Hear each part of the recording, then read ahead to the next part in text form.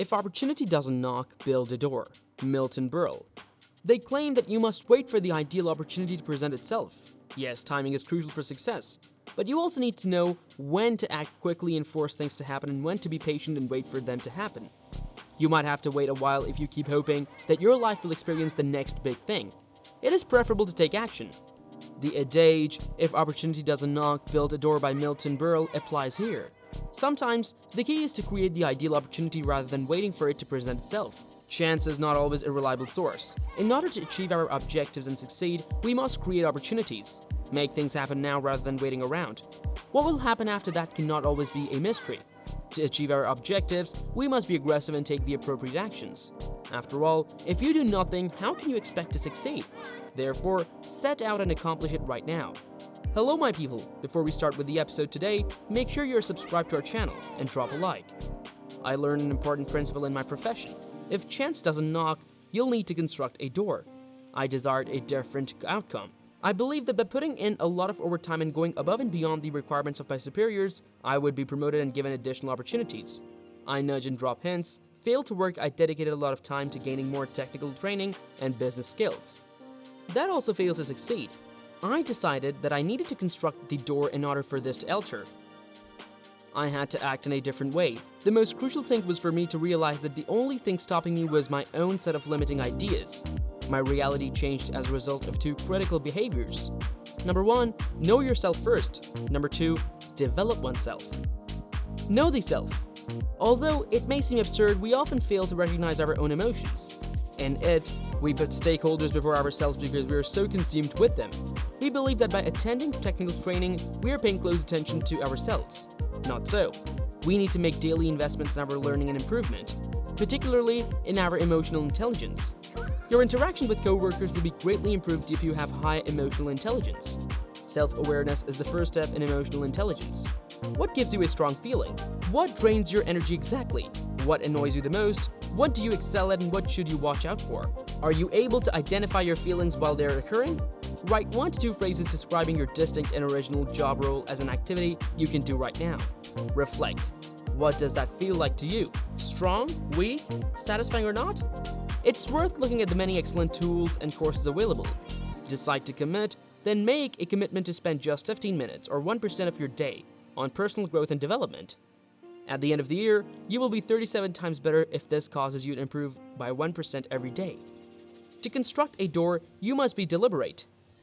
Finally, keep in mind that it's doubtful that technical expertise and sector knowledge are impeding your ability to achieve your professional goals. It's more likely that the barriers are people-related strategies like enhancing emotional intelligence, creating cohesive terms, and facilitating change. Grow the self. There is one crucial question we must repeatedly ask ourselves if we want to unlock career growth. Outside of my distinct and unduplicated function, do people naturally ask me to get involved?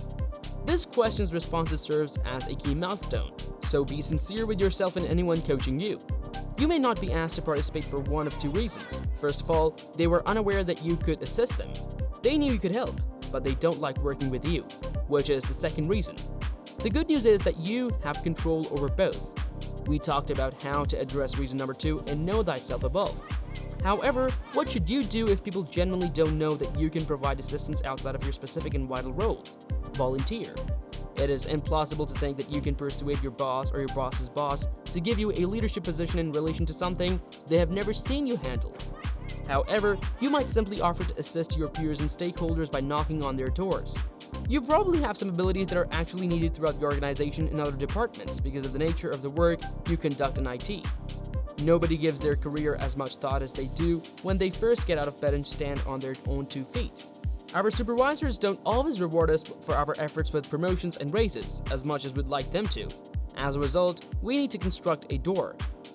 What are you still holding out for? You are capable of completing this. Start constructing. There are trying times in a company's growth and evolution when it seems like there are no prospects. A company's success in these times might make or break it, and those who consistently reach out to others are most likely to succeed. The same principles apply to safety processes. When you are feeling isolated and irritated when your efforts, that is the moment to engage in outreach, research, and data collecting for marketing and change. Opportunity must be sought for. It cannot be waited for. You must create the pathway for it to enter. An opportunity is a period of time or a group of conditions that allow someone to accomplish a goal. We rarely encounter it more than once in a lifetime. Usually, these situations are only provided to us once, and if we don't act, they either disappear or other people take action to make them happen. Given the variety of opportunities that exist today, it is becoming more and more difficult for people to perceive them or take advantage of them. The ones that first take the greatest work and time are typically the most significant. More and more possibilities are lost because we live in a culture where the idea of work-life balance is hip, and everyone is talking about it. The idea of work-life balance is frequently used as a cover by people since it is simple. Although, it is always simple to turn down an opportunity because you place a higher value on balance. More people tend to turn off opportunities because they postpone.